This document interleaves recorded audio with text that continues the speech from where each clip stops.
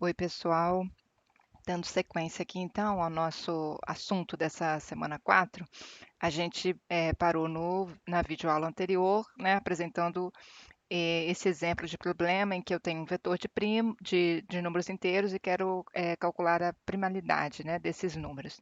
E aí o exemplo foi mais para poder mostrar uma situação em que eu uso uma estratégia de divisão de tarefas entre as threads de forma dinâmica, né? Ou seja, as threads vão pegando a tarefa, à medida que elas vão terminando, elas vão pegando a próxima tarefa, ao invés de eu definir a priori a quantidade de números que cada uma vai processar, dado que o processamento de cada valor pode tomar um tempo diferente, tá?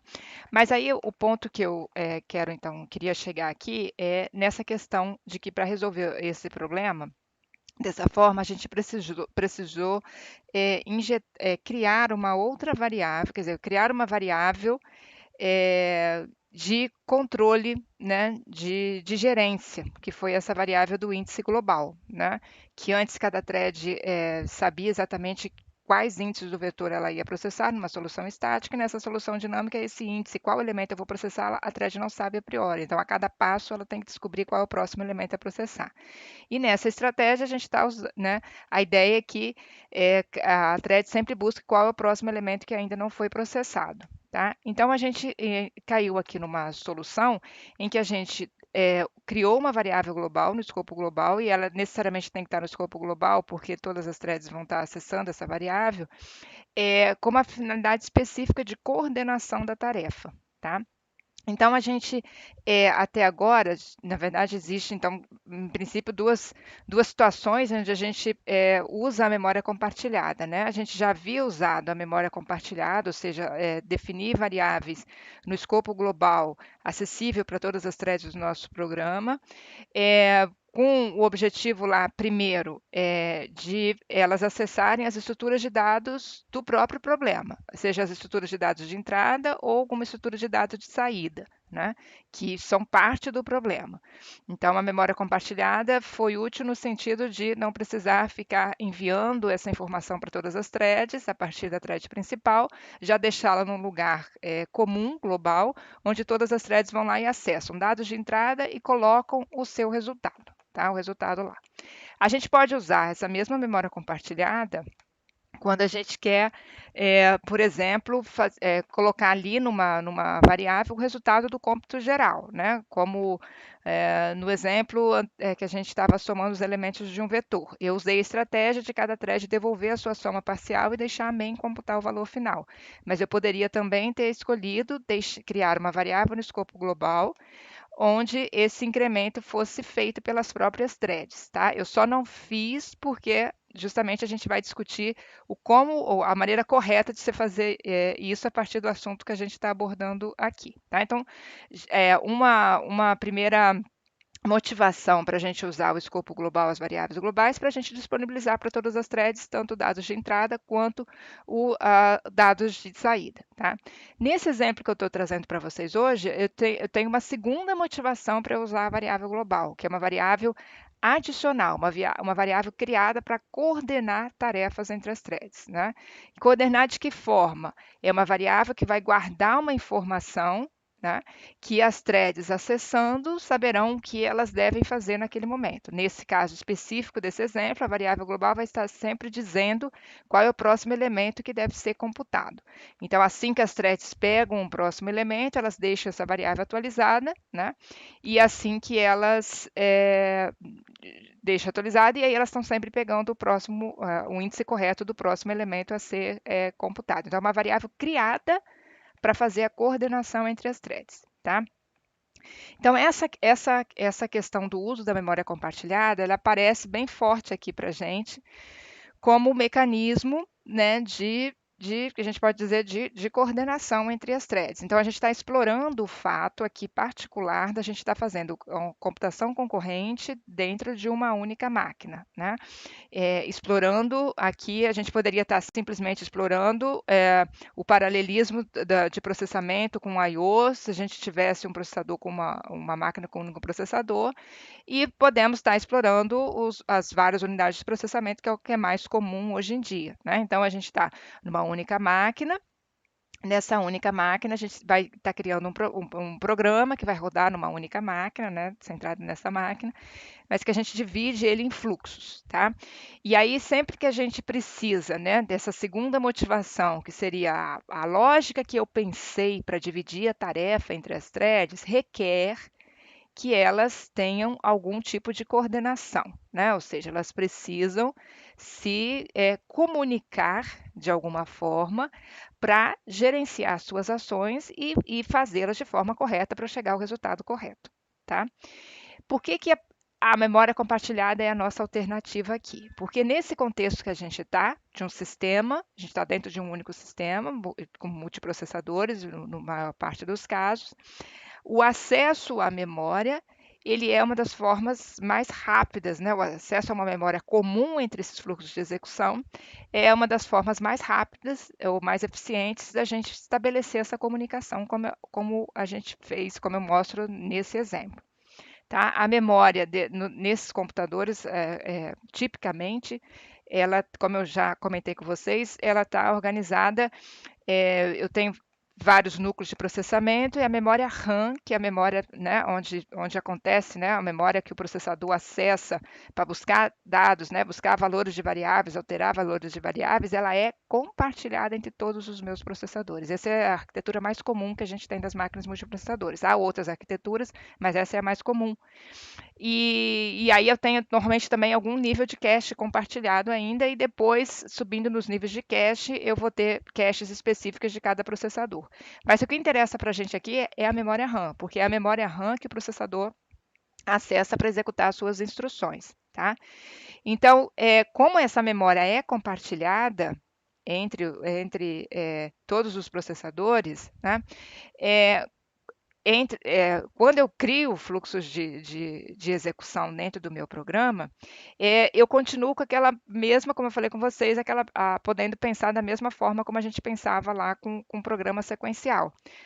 O meu fluxo de execução está executando numa função separada, independente se o sistema operacional coloca esse meu fluxo para rodar em processadores diferentes, eu posso continuar contando com um acesso à variável global, porque todas essas variáveis vão estar de fato numa memória compartilhada por todos os processadores, tá? Então a gente pode essa facilidade, de certa forma, facilidade para a gente desenvolver programas concorrentes, porque não muda nada em relação ao que a gente já tinha antes. Toda função que eu defino fora do escopo das funções, ela está no espaço global que todas as funções enxergam. Minhas threads estão executando funções distintas, mas conseguem acessar essa variável global. Então, ir até a memória RAM, buscar um dado, escrever um dado, digamos que é o caminho mais curto, né, que existe já na maneira como as instruções no computador são executadas. Tá? Existem outras alternativas de fazer essa comunicação? Existem, mas normalmente elas vão ter um custo mais elevado, porque elas, na verdade, na prática, vão usar algum tipo de memória compartilhada, mas com algum controle embutido nelas, que aqui a gente não tem. Né? Então, como essa figura, esse slide aqui mostra, eu estou aqui um tempão nele, não saí desse slide, o uso da memória compartilhada, ela é simplesmente, quer dizer, como funciona a comunicação nesse modelo? Eu vou ter uma variável, aqui eu estou considerando uma variável global chamada A. Quando uma thread quer passar informação para outra thread, o que ela faz? Ela vai lá naquela variável A e escreve a informação. Então, nesse modelo de comunicação, a thread não precisa especificar para qual outra thread especificamente ela está mandando aquele dado, né? Não tem nada disso, é totalmente, digamos, livre aqui, solto, né? Eu apenas defini na lógica do meu programa que vai existir uma variável lá no escopo global que vai ter essa finalidade, de estabelecer essa comunicação. Então, quando uma thread tem uma informação, ela vai lá e escreve nessa variável. Quando ela precisa ler essa informação, ela vai lá e lê dessa variável. Tá? Então, funciona exatamente como a gente já conhece, já faz da programação sequencial, só estendido naturalmente, sem nenhum esforço adicional aqui em termos de programação, para o contexto de um programa com vários fluxos de execução, podendo um fluxo escrever numa variável que outro fluxo consegue enxergar, e vice-versa. Tá? Então, a gente diz que essa comunicação que é feita entre fluxos de execução por meio de uma memória compartilhada é chamada assíncrona, é uma comunicação assíncrona. Por que é assíncrona? Porque ela pode acontecer a qualquer tempo. né? Não existe a necessidade das threads estarem ativas ao mesmo momento, né? Eu posso ter uma thread que está escalonada, está executando, e outra thread que está retida, está esperando ter vaga de processador para executar, e a que está executando já deixou a informação lá na memória para outra thread quando ela estiver disponível. Então, elas não precisam estar executando ao mesmo tempo, não precisam estar no mesmo ponto do código, né? Nada disso, né? Nenhuma exigência desse tipo, né? Basta que exista esse espaço de memória compartilhado, que já foi definido, algum tipo, uma variável, alguma estrutura de dados, e as threads leem e escrevem. Então é muito direto, digamos que é realmente a estratégia que é mais de caminho mais curto que a gente pode ter e usar para fazer essa comunicação. Então, ela é uma estratégia muito usual, a gente fazer uso da memória como ambiente, né, para trocar dados entre threads, explorando aqui o fato muito que é esse do espaço global ser acessível para todas as threads, independente de qual processador elas estão rodando, né? Então, esse aqui é uma questão que é muito explorada aqui, tá?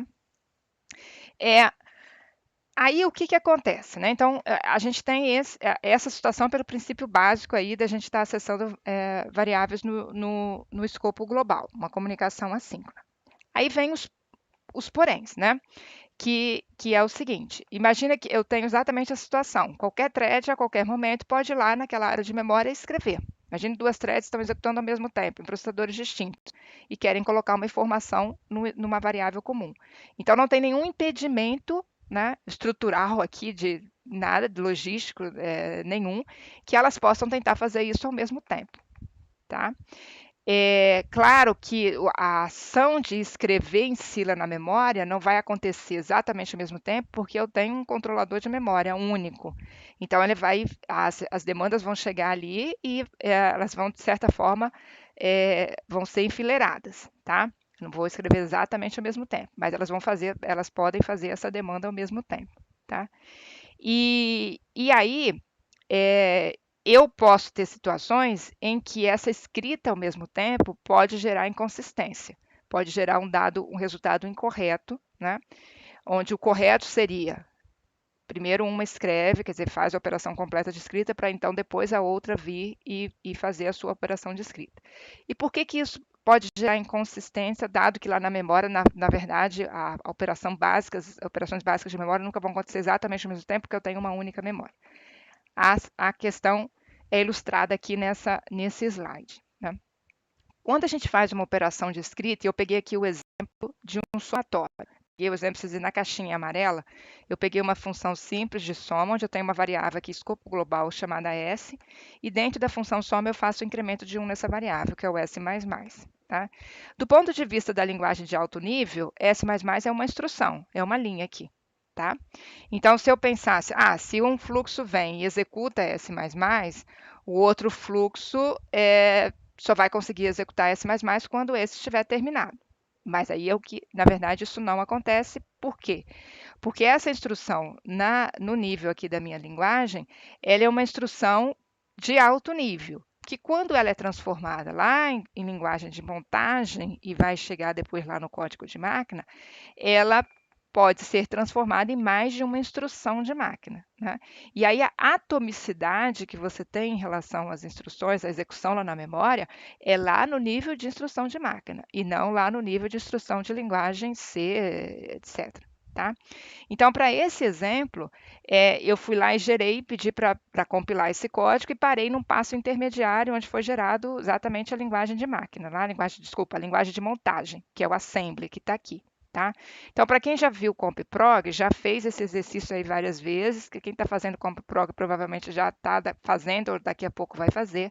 Para quem não fez CompProg ainda, esse exemplo aqui eu vou tentar, então, mostrar, exemplificar aqui essa situação e depois vocês vão entender melhor lá quando fizer a disciplina. Quando eu faço a codificação aqui, esse primeiro passo da compilação, essa instrução S++, ela é quebrada em pelo menos 3 instruções, nesse meu exemplo aqui, né? Uma instrução em que o S++ significa eu somar ao valor atual de S mais 1. Então, eu preciso primeiro ter a informação de qual é o valor atual de S, que é o que essa primeira instrução aqui que vai se transformar numa instrução de máquina, está fazendo? Está carregando o valor atual de S, que está lá na memória, para um registrador. Para o registrador é a X. Tá? E em seguida, ele vai então fazer a soma em si. Vai acrescentar, então, essa instrução ADDL de adicionar o valor 1 ao conteúdo atual do registrador, que guarda o valor de S. E aí, uma vez feito isso, esse valor é movido de volta lá para a memória, né? Ou seja, o valor de S é atualizado lá na memória. Então, o MOVL agora vai no sentido contrário, leva o que está no registrador EAX lá para a posição de memória. Tá? Então, essa instrução que na minha linguagem aparece como se fosse uma única, ela na verdade é quebrada em várias. Tá?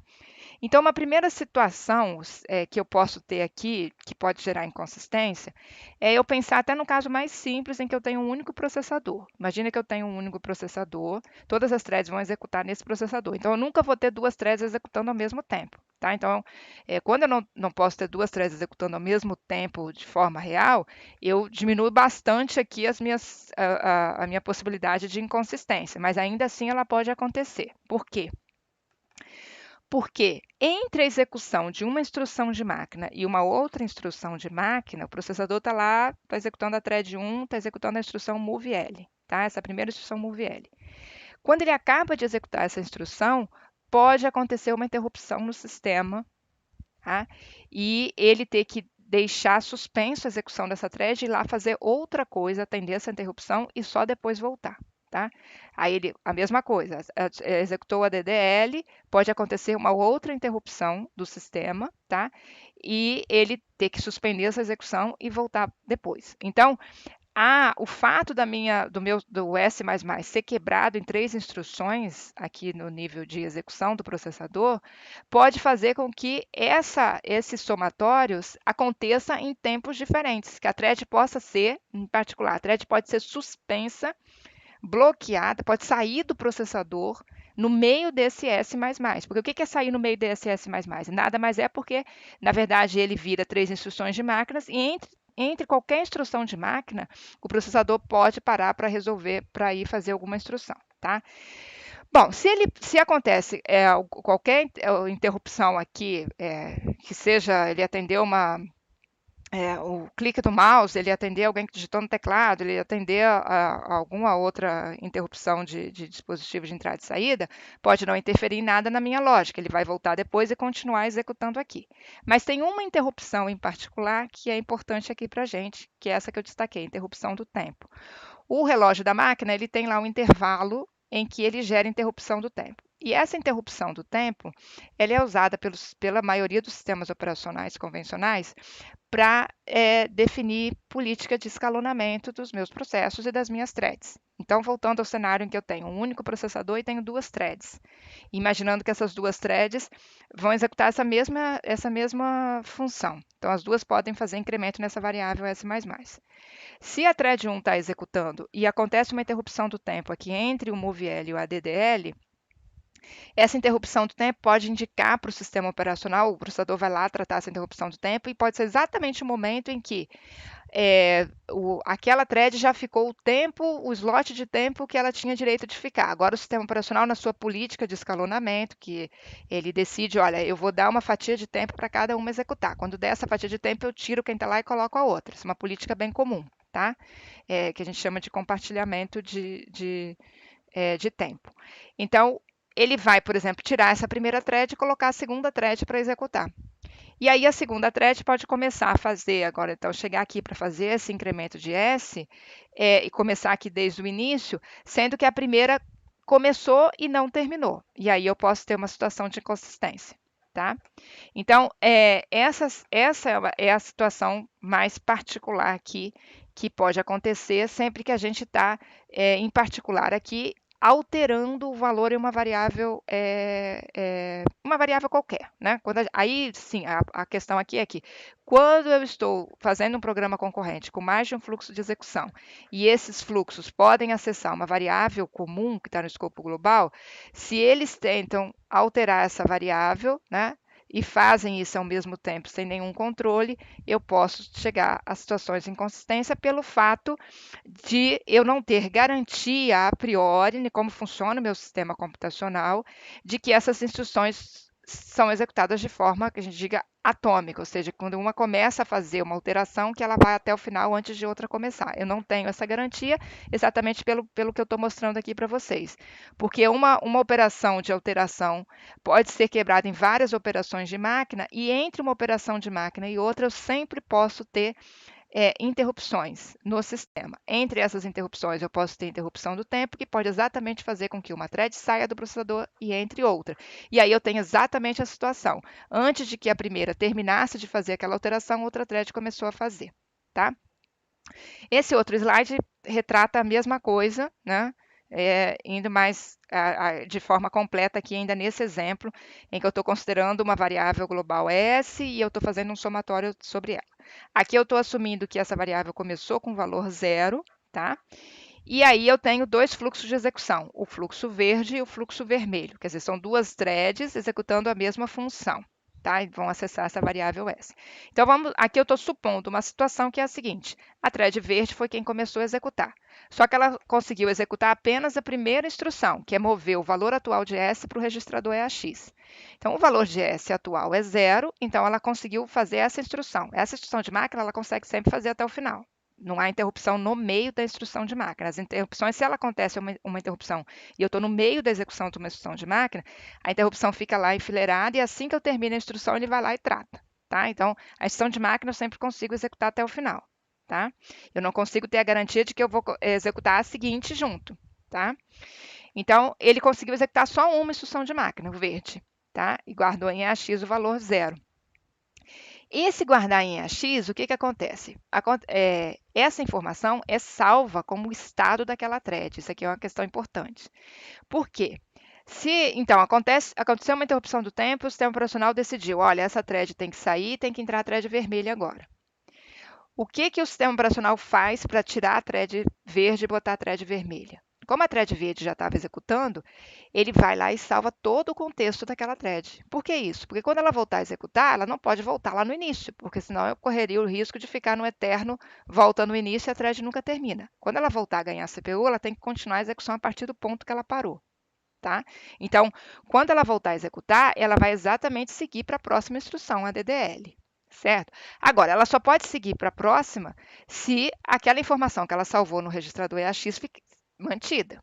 Como o registrador EAX é um registrador de uso comum, quando a thread vermelha entra, ela vai acessar esse mesmo registrador EAX. Para não dar problema, então o sistema operacional tem todo um processo de salvar o contexto da thread que ele está tirando, restaurar o contexto da thread que está entrando. Então, antes de passar o controle para a thread vermelha, ele vai lá e ele tem um lugarzinho lá na memória onde ele guarda todas as informações de execução da thread 1. E aí, uma das informações que ele vai guardar é o valor que estava nos registradores de uso geral, em particular aqui para a gente no registrador EAX. Então, essa informação do registrador EAX, que é 0, é salva no contexto da thread verde. Aí entra a thread vermelha. A thread vermelha vai começar no MoveL, vai levar o valor atual de S para EAX, o mesmo EAX. Estou considerando que elas estão executando no mesmo processador. Aí o valor EAX 0, beleza, porque o valor de S continua 0. Em seguida, ela vai conseguir fazer tudo, né? Então, ela vai fazer o ADDL, vai botar 1 lá, incrementar de 1 em EAX, que vai passar para 1, e vai devolver esse valor para S. E aí sim, aqui nesse momento, fechada essa última instrução de máquina, o valor de S vai refletir isso lá na memória principal. O valor de S passou a ser 1. Completei aqui, né, esse meu incremento. Aí, dá outra interrupção de tempo, o sistema operacional volta com a thread verde. Quando ele volta com a thread verde, como eu falei com vocês, ele restaura o contexto. Então, ele restaura, por exemplo, o registrador do ponteiro de programa, e aí ele sabe que a próxima instrução que a thread verde tem que executar é essa. Não é a primeira, porque ele já executou, é essa. Ele restaura o conteúdo de todos os registradores de uso geral, incluindo o EAX. Então, o EAX volta a ter o 0 que ele tinha antes, que foi o valor que ele salvou aqui de S, que ele escreveu de S. E aí, quando ele faz o incremento, ele chega em EAX com valor 1, porque era 0, incrementou, virou 1. E aí ele faz a mesma coisa, escreve esse resultado em S, e aí simplesmente sobrescreve o que já tinha. O valor de S que ele calcula aqui é 1. Por quê? Porque como ele tinha começado a fazer o incremento de S++ e não terminado, ele parou no meio do caminho. Então, como ele já tinha feito o MoveL de S, ele já sabia o valor de S. a alteração que foi feita com a thread vermelha em S não é refletida aqui. E aí ele calcula o incremento e sobrescreve 1. Então, onde está a inconsistência aqui? Eu fiz 2 incrementos em S, porque eu fiz uma execução do fluxo verde e fiz uma execução do fluxo vermelho. Ao final da execução desses 2 fluxos, como os dois fazem um incremento de 1 em S e S começou com valor 0, S deveria terminar aqui com valor 2 e não 1. Mas ele termina com valor 1. Então, aqui é que está o problema. Né? Aqui que está a inconsistência. Em razão de como o meu sistema funciona, eu estou usando uma variável comum para 2 threads, né? Usando uma mesma variável. Elas estão acessando, fazendo escrita nessa variável na forma mais comum, que é a maneira como a máquina está estruturada, como ela funciona, tá? Só que nessa forma de executar, quando acontece esse tipo de coincidência, que não necessariamente vai acontecer em toda execução, né?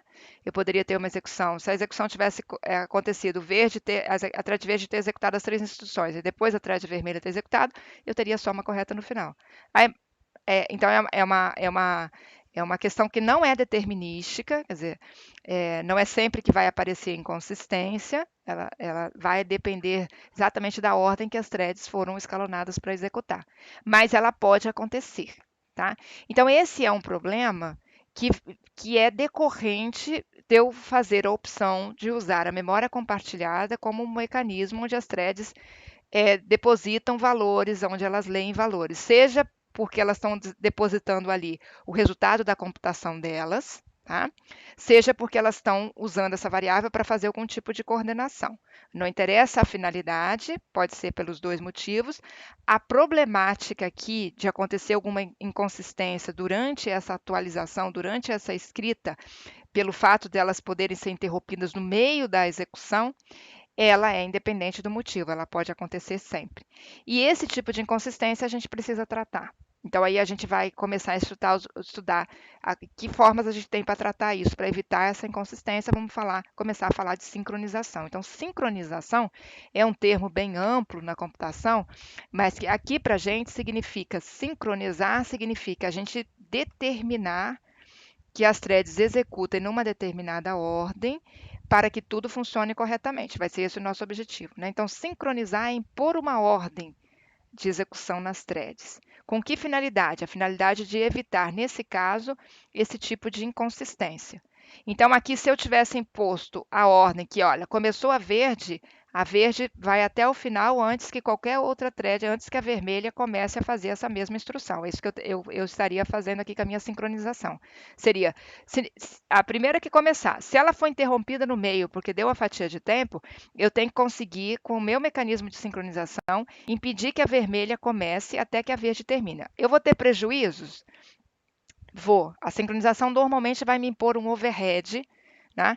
Que é, por exemplo, a thread vermelha entrou, não conseguiu executar, ela vai ter que sair, eu vou fazer uma nova mudança de contexto para verde voltar. Então, eu perdi ali um tempo, mas eu garanti a corretude do resultado. Então, a sincronização normalmente vai impor um overhead para a gente, mas ela é um controle necessário para, dada a característica de como funciona essa comunicação por meio da memória compartilhada, eu não ter as situações de inconsistência que podem vir a ocorrer.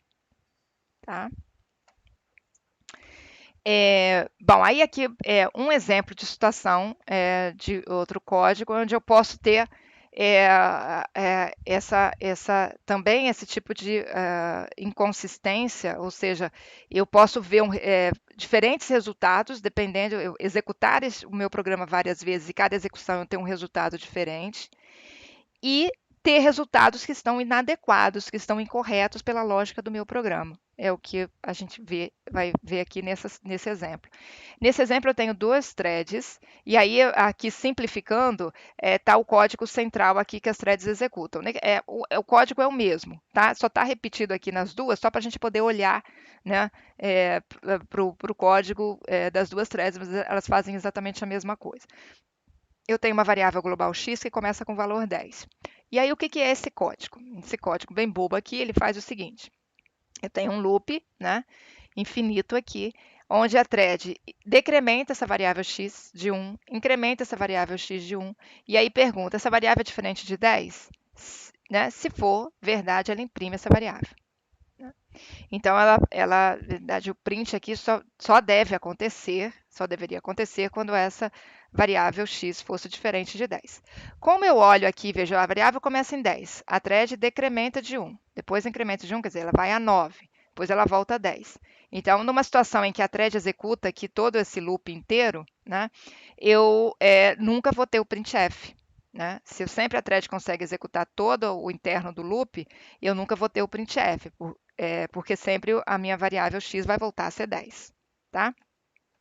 Mas, como eu tenho, né, quer dizer, se a thread estiver rodando sozinha, é exatamente isso que vai acontecer, porque só ela vai estar acessando a variável x, ela vai seguir sempre o passo, x vai para 9, x volta para 10, x é diferente de 10? Não, ela nunca vai imprimir. Então, se uma thread rodasse, tanto a thread 1 quanto a thread 2 rodassem sozinhas, eu nunca vou ter nada impresso na tela. Elas vão ficar lá naquele loop infinito.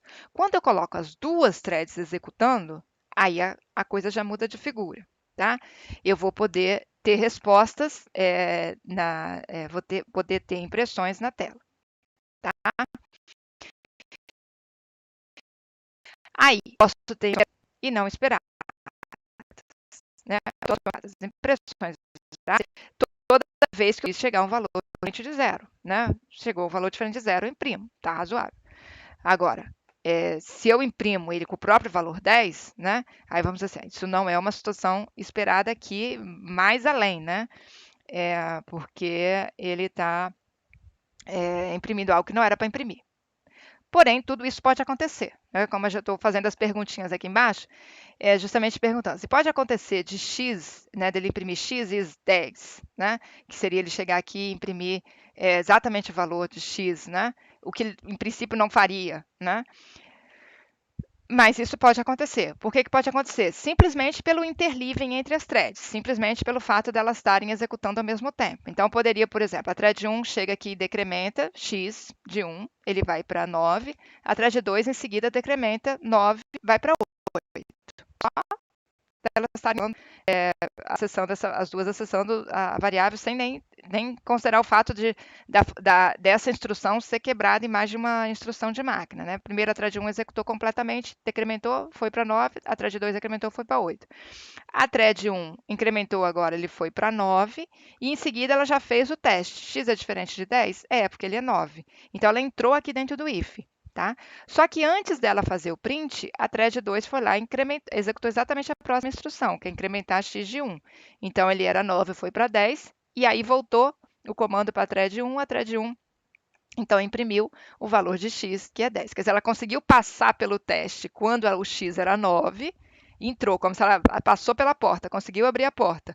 Quando ela estava lá dentro para imprimir, houve uma alteração e aí ela imprimiu o valor 10, que é meio inconsistente porque ela não deveria imprimir se o valor era 10. Mas aí isso pode acontecer pelo fato de eu estar botando as duas threads acessando uma variável global. Agora, pode acontecer de 9 ser impresso? Aí perfeitamente anteriormente, né? Uma decrementa, vai a outra. E vai a 9 de volta. Ela é diferente de 10, sim, e ela imprime. Aí, nesse caso, eu estou considerando uma segunda execução, onde a thread 2 não conseguiu fazer o incremento antes da thread 1 imprimir. Tudo isso é possível, tá?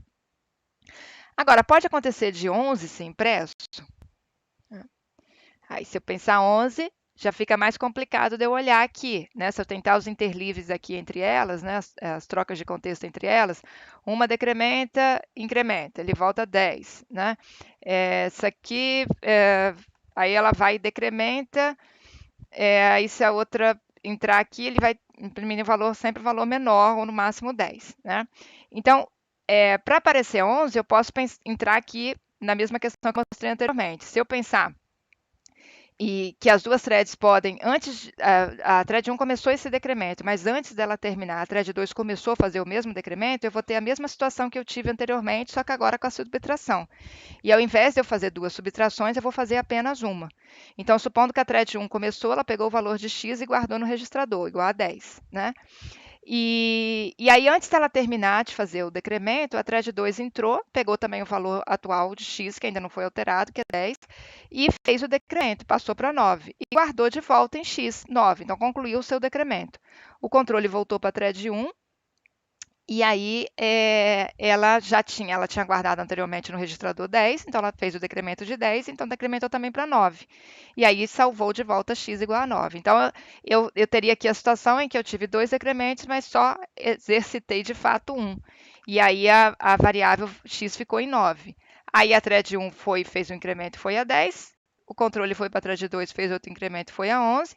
A própria thread 2 pode entrar aqui, x é diferente de 10, sim, e imprimiu x igual a 11, tá? Então, no mesmo código, diferentes execuções podem dar resultados diferentes, em razão unicamente da ordem em que as threads estão executando no processador. Essa alternância de ordem eu posso ter tanto considerando que eu tenho um único processador que fica chaveando entre as threads, política do sistema operacional, ou eu tendo mesmo dois processadores, elas executando em processadores diferentes, e podendo exatamente estar executando a operação de decremento ao mesmo tempo. Como elas vão estar acessando, no final das contas, uma mesma variável, as instruções vão, de alguma maneira, enfileirar. E aí a mesma situação pode acontecer. Tá? Talvez até com com uma possibilidade maior ainda de ocorrência, né, de situações em que, por exemplo, eu tenho um único decremento quando eu deveria ter dois, um único incremento quando eu deveria ter dois. Tá? Essa situação em que, dependendo da ordem que as threads executam, eu posso ter um resultado diferente, se chama condição de corrida. Tá? Então, esse é o problema, né? É o nome do problema. Né? O nome do problema, quando eu tenho mais de um fluxo de execução acessando uma mesma área de memória, fazendo alterações nessa mesma área de memória, e a ordem, né, que isso acontece pode gerar resultados diferentes na minha execução, podendo inclusive gerar resultados inconsistentes, é chamado condição de corrida. Tá? Sempre que pode, na verdade, sempre que a ordem de execução das minhas threads podem alterar o resultado do meu programa, eu tenho uma condição de corrida. E esse nome é porque é como se as threads estivessem correndo para chegar a um determinado ponto do programa e a ordem que elas chegam afeta um resultado, né? Que é o que a gente viu aqui nesses exemplos anteriores. Tá? Nem toda condição de corrida é ruim, algumas vezes você está apto, você pode até explorar esse fato, né, de a ordem que as threads executarem vai me dar resultados diferentes e isso tá ok para o meu programa. Então pode ter situações em que não necessariamente eu queira cuidar e tratar e evitar essa condição de corrida, tá?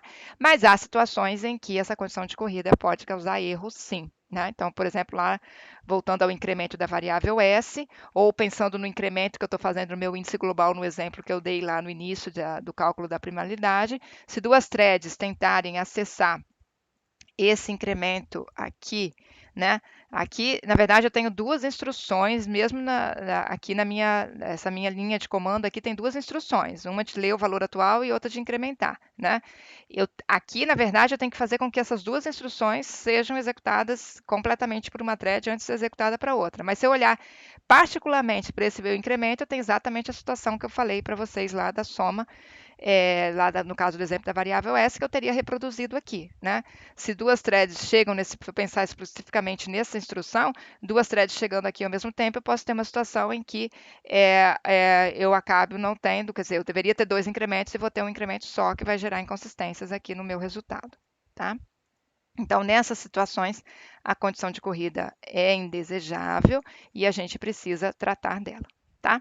Eu vou fechar aqui de novo essa videoaula e volto na sequência para a gente ver, então, que mecanismos a gente tem para tratar condição de corrida. Até mais.